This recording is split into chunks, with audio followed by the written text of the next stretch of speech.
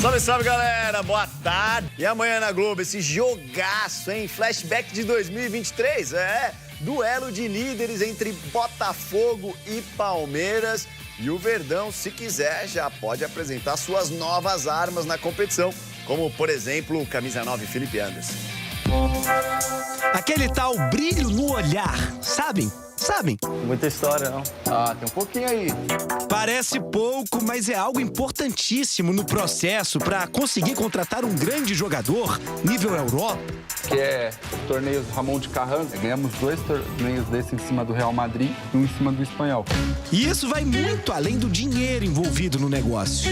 Quando me explicaram tudo isso que se vive dentro do Palmeiras, não foi difícil decidir. Essa competitividade que eu buscava também, essa fome por vencer, essa fome por competir. Felipe Anderson voltou ao Brasil depois de uma década na Europa. Era titular absoluto na Lazio da Itália. Agora, imagina o tanto que o Abel Ferreira ficou feliz quando recebeu a notícia de que sim, ele vinha para o Palmeiras. Quando ele me falou, eu disse, opa, não acredito. Felipe Anderson chega ao Palmeiras com um desafio grande: ser líder e protagonista num time que já vive uma ótima fase. O primeiro passo, claro, é virar titular. E para isso, ele tem algumas possibilidades. 2 últimas temporadas eu joguei muitos jogos de falso 9, é uma posição que eu gosto muito também. Atuei muito pela direita, mas ele gostava também de me colocar pela esquerda ou pelo meio. E no último mês eu joguei até de ala, por todos os lados do campo. Para a partida de amanhã contra o Botafogo, o Abel vai ter à disposição pela primeira vez o lateral argentino Giai e o meia Maurício, os outros 2 reforços nessa janela. E entrar sangue novo ajuda muito, que é o que eu tenho feito desde que cheguei aqui, escolher bem os jogadores, escolher bem as dinâmicas. Felizmente o trabalho que tem sido feito por todos nós tem dado para a nossa equipa continuar competitiva. Troféu demais, tem que ficar aqui uma hora aqui. Para quem chega agora, a tal visita à sala de troféus talvez seja a motivação, inspiração perfeita para o jogaço de amanhã. É protagonista do último brasileiro, né? Aquele jogo do Botafogo foi... Que jogo, que jogo. Amanhã tem mais, Felipe. Já o São Paulo... Tátil, né? Um cara que se multiplica em campo, joga em várias funções e não tem problema com isso, não é? Se o treinador precisa... E tem experiência, não é? Já passou pelo futebol português, italiano. É um cara que aqui até hoje, acredito que o torcedor santista lembre com carinho dele. Sim. Mas hoje é um reforço importante. É um jogador que pode dar variação tática para o Abel Ferreira, pode cumprir funções diferentes. Vai ter uma concorrência também, porque o Maurício está chegando, o próprio Rômulo que está no time é outro que está voltando. Acho que hoje o Palmeiras tem opções. Pode pensar em adversários, partida a partida, porque o elenco está bem mais recheado. E falávamos aqui em off do Richard Rios, que voltou gigante da Copa América. Que competição que ele fez. Loirão, impressionante. É que a gente falou muito, né? Acho que o meio de comunicação no geral, falamos muito da participação do Rames Rodrigues e esquecemos um pouco do Richard Rios. Até do John Arias pela Colômbia, que também jogou bem. O jogador do Fluminense também fez uma boa campanha, além do De La Cruz lá do Flamengo também com o Uruguai, mas especificamente o Felipe Anderson, pelo menos 3 posições o Abel pode utilizá-lo, né? Meio de campo, pode ser um 10, pode ser ali numa posição do Zé fazendo de 8 ao lado do Aníbal, pode jogar pelos lados do campo. Pelo menos nessas 3 posições ele consegue exercer com excelência, enfim, superou o número de jogos de futebol italiano consecutivos, 100 e poucos jogos jogando, então isso mostra o profissionalismo, o comprometimento com o cuidado físico dele no dia a dia. Óbvio que depois de muito tempo jogando fora do país, também demanda ali uma certa adaptação nesse retorno ao futebol brasileiro. Então o torcedor palmeirense tem que ter um pouquinho de paciência com ele. E o Abel Ferreira é muito habilidoso, né, para conduzir esses processos de chegada de um jogador dentro do time, segura um pouquinho no banco de reservas. Agora, vamos falar do São... Ah, prof, é um baita reforço, hein? Bota baita nisso. Tem um amigo nosso empolgadíssimo falando que é o Super Palmeiras. Bom, já era num nível muito superior em relação à maioria dos rivais. É o nosso McLaren, não? Agora, dos reforços, essa pergunta procede, né? Se foi difícil optar pelo Palmeiras. Por que a pergunta? Porque ele teria mercado na Europa, pelo que joga, pela idade que tem. Ele é um jogador fora da curva, do jogador médio que vem para o Brasil, sempre tem algum senão, né? O cara tá jogando, veio da Europa para jogar no Brasil, tem algum senão. Ou é físico, ou é a idade, ou é comportamento, ou não se adaptou No caso do Felipe Anderson, não. Ele vem em alta. Ele estava bem. Está aí sendo recepcionado pela Leila. Trocou. Ele não quis ficar na Juventus, então ele trocou a Vecchia Senhora pela Rica Senhora, que é a nossa Leila na recepção. Realmente a expectativa é muito grande. E sobre a posição que ele vai jogar, eu tenho mais curiosidade sobre o que isso vai mexer no time do Palmeiras. Por exemplo, o Veiga. Eu acho que é um jogador difícil para você mexer. O Veiga rende mais naquela posição dele. Eu não mexeria no Veiga para adaptar o Felipe Anderson. Não dá para tirar o Estevão hoje. Ali também não tem espaço. O espaço que sobrou é ali na esquerda, pelo menos de cara. Né? O Dudu, a gente não sabe como fica a situação do Dudu, mas em tese ele voltando também, ele ocupa. Aí vai ter uma briga por posição ali. Ele parece muito disposto a colaborar nesse primeiro momento e tem que estar mesmo, porque é um time difícil de entrar. E hoje o meio-campo do Palmeiras me parece um meio-campo bastante consolidado, né? Com os caras ali. O Richard Rios fez uma Copa América espetacular, mesmo não sendo titular do Palmeiras pra absoluto. trás não vai mexer. Eu não sei, eu acho que o Richard joga Rios muito. dificilmente fica no Palmeiras, hein? O mercado dele vai... Ele se valorizou demais na Copa América. E eu falo isso, prof, o professor até falou, aí não vai mexer. Porque ele pode fazer essas funções também. Acho que não de primeiro homem de meio campo, ali um volantão, acho que talvez não seja dele. Mas, a partir daí, ele pode jogar em qualquer posição do meio, como a gente viu aqui, como a gente viu nessa temporada pela Lazio, né, Eugênio? Então, por isso a pergunta. Ele pode jogar nessas posições, então talvez até ali do Zé Rafael, né, um terceiro homem, um segundo homem também. Pode, mas eu acho que para trás é desperdício, como diria um amigo meu. Eu pensaria mais lá na frente. E insisto, sem mexer em alguns jogadores que têm mais dificuldade. Se fizer efeito dominó para cima do Veiga, por exemplo, não dá certo. Vai comprometer a equipe. Eu tentaria evitar isso e eu acho que o Abel também vai evitar. Pelo que o professor está falando, Eugênio, entre aspas, sobra aquele lado esquerdo do ataque do Palmeiras hoje. Que não é onde ele estava jogando, né? Ele vinha jogando mais do meio para a direita. Espera ver, aí é o quebra-cabeças para o Abel, né?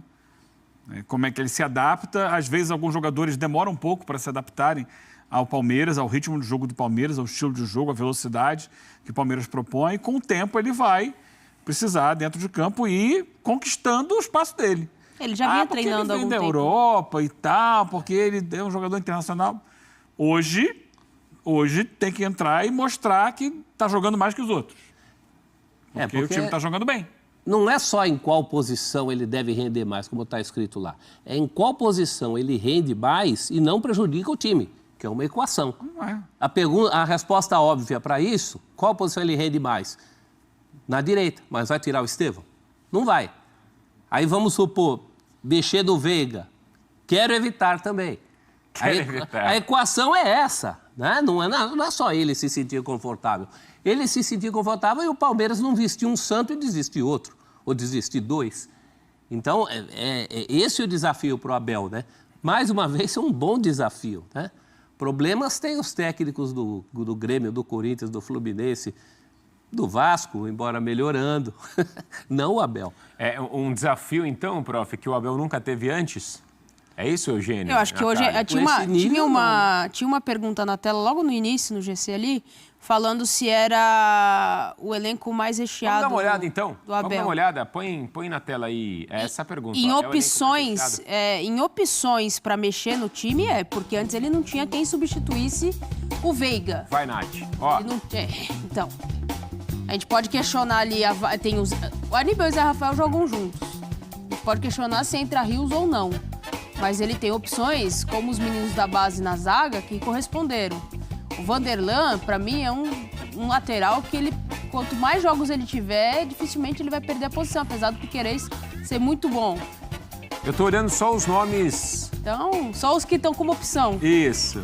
Então. Muitos aí queriam ter essas opções também, né? Entre parênteses. É um excelente elenco do Palmeiras, mas ele teve também outras opções em anos anteriores que ele, por exemplo, para encaixar ali uma época o Gustavo Scarpa junto com o Veiga, ele demorou um pouco, porque você tinha o Rony jogando pelo lado do campo, lembra disso? Depois ele passa o Rony para jogar de centroavante. Era o Dudu e o Rony jogando pelo lado. Aí ele faz espaço, aí consegue encaixar. E aí é a capacidade da comissão técnica do Palmeiras, do Abel, dos seus auxiliares, de irem entendendo. Agora, eu vejo, por exemplo, ali, o elenco é indiscutivelmente muito bom, mas tem como reservas da zaga 2 jovens.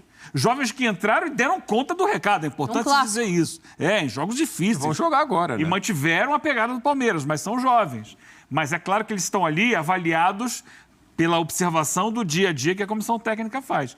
É, de fato, um excelente elenco do Palmeiras e o time, assim, acima de tudo, o time está jogando. Repito, curioso, por mais curioso que possa parecer, e isso não é demérito para o Endrick, mas o time passou a jogar melhor depois que ele saiu. Acho até que pelo crescimento do Estevão. Passou a ter mais protagonismo no time e é ele quem faz a grande diferença no Palmeiras hoje. É que a diferença é que agora ele tem o recheio antes. Ele recebeu o recheio. O recheio que ele tinha antes foi muito recheio que ele criou. Ele acha o Rony numa posição para além do cara de lado. Ele achou o Zé Rafael. O próprio Scarpa, né? O próprio Scarpa. Dentro do trabalho dele tem muita coisa que, até pela necessidade, ele achava soluções. Com esse recheio de hoje, a coisa é mais óbvia. A gente pôs aí o time no campinho, a gente sabe direitinho quem é o replace de quem, a partir do que os caras jogam. O replace. Não, o replace. A partir de como eles jogam hoje. Não a partir das alquimias que o Abel já fez. Ele é um verdadeiro alquimista, né? Ao longo do trabalho dele no Palmeiras. Mas vai ter elementos para... Água, terra, fogo e ar são os elementos... Antes ele precisava poder trabalhar improvisar em determinados momentos, né? Como já improvisou. Hoje talvez ele tenha opções para não precisar improvisar. E aí vai depender do que ele vai escolher. Tem uma questão de adaptação, tem uma questão de assimilação, como o Eugênio citou.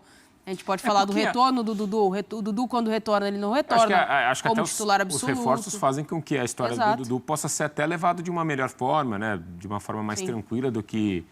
Talvez se o time precisasse de reforços e essa pressão e a coisa e tal, a situação seria tratada de uma forma diferente. Agora, acho que isso reflete até na fala do Abel, né, Eugênio? Porque ele falou durante a entrevista sobre essa chegada de reforços, até brincando com a questão do escorpião, do jacaré, né? Acho que ele usou um termo assim, porque a partir do momento que ele vai para a entrevista e fala abertamente, bom, agora o Palmeiras abriu o bolso e trouxe os reforços que, enfim, o Palmeiras precisava. Acho que para ele mostrar essa satisfação em entrevista, se até o professor está contente e conseguiu o Palmeiras suprir as necessidades que o Abel entendia que o Palmeiras tinha, acho que mostra a força do elenco aí. O Palmeiras que abriu mão de jogadores, inclusive. Agora, repito, abriu. O John foi para o Bragantino, né? Agora, o Luan recentemente foi embora para o México e vou reforçar esse ponto. Tem se comentado muito na imprensa internacional sobre o Richard Rios. Sim. Porque ele fez uma excelente Copa América, ele despontou. Curioso, né? E aí, caso o Palmeiras o venda, que grande negócio, né? Porque vai pegar um jogador lá que eles observaram no Guarani, jogando no Campeonato Paulista, contra o próprio Palmeiras. Pô, esse cara aqui tem condição de jogar. Levaram para o Palmeiras e um ano e meio depois, é isso? A valorização de mercado absurda. O cara hoje vale uma fortuna e muitos clubes na Europa querem um jogador com essa característica. Então, talvez o Palmeiras perca esse jogador porque a pressão é muito grande do exterior para contratá-lo, mas ainda assim você olha, você vê que o Palmeiras tem posição, tem jogadores ali para... Porque você tem pelo menos 3 jogadores de meio, né? Que são o Zé Rafael, o Aníbal Moreno e o Gabriel Menino e ainda tem o Fabinho. O Fabinho não se firmou ainda completamente, mas o Palmeiras sobreviveu bem durante esse período de Copa América sem o Richard Rios. É isso que não assusta muito. Estou com você, acho que a zaga é só o ponto ali para o Abel ficar de olho, talvez por conta da juventude, das opções que ele tem agora. Agora, essa equação, reforços, mais times jogando bem, que eu acho que é o que pega também, coloca o Palmeiras aí como o grande favorito da temporada. Olhando para o segundo semestre, caras que, obviamente, dependem de uma adaptação ao futebol brasileiro chegando agora, principalmente o Felipe Anderson, que vem da Europa, mas não dá para olhar para o Palmeiras com esses reforços, com um time ajeitado, com peças pontuais que chegam para reforçar esse time do Abel, olhar para o Palmeiras e ver que o Abel, tem grandes chances de repetir alguns feitos aí de anos anteriores. Aí o rubro-negro que está vendo a gente vai falar assim, o Flamengo joga vôlei, dentro da brincadeira que a gente faz. Mas o mercado de Botafogo, Cruzeiro, Palmeiras, óbvio que cada um está no seu estágio. É diferente. Não, é até pela necessidade, né? O Palmeiras, isso que a gente está falando. Eu acho que até por bola, professor. Eu vou no ponto que o Eugênio tocou. É porque tem um pilar principal, o Abel. O Flamengo tem um excelente Eu digo de técnico longevidade, de trabalho, da estrutura, de tudo já está muito encaixado. Quem chega é só para ele manejar ali de uma forma já muito O Palmeiras consciente. recebe esses nomes hoje no melhor momento do time na temporada. E a gente olha para os rivais... Nas últimas... O Palmeiras tem sido um constante candidato e muitas vezes campeão das principais competições que disputa, independente desses reforços. Então, eles chegam para trazer algo mais, um plus. Um plus a mais, como diria outro. Por conta do trabalho do Abel nas últimas temporadas, também, Sim, né? Também do Abel, da estrutura que o clube proporciona, das categorias de base que tem sempre rendido muito, né? Ofertado muitos jogadores para o time do Palmeiras, pela estrutura e pela competência de quem dirige o time, no caso do Abel, e sua comissão técnica. Agora que você tem um investimento um pouco maior, você mantém o Palmeiras nessa disputa, porque ele nunca deixou de estar na disputa, né?